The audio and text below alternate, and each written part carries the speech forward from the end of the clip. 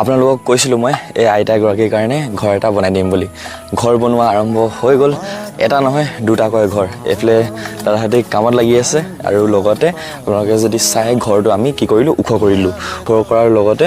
ঘৰটো অলপ বহলো কৰিলোঁ মানে স্পেচ যাতে বেছিকৈ হয় লগতে পাছফালে বেৰখন যে গোটেই ভাঙি গৈছিল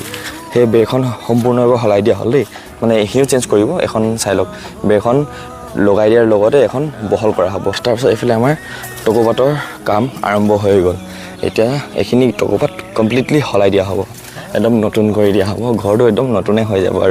আৰু ৰাইজে মানে আপোনালোকে যদি এনেকৈ মৰম দি থাকে যেনেকৈ এতিয়া বৰ্তমান দি আছে তেনেহ'লে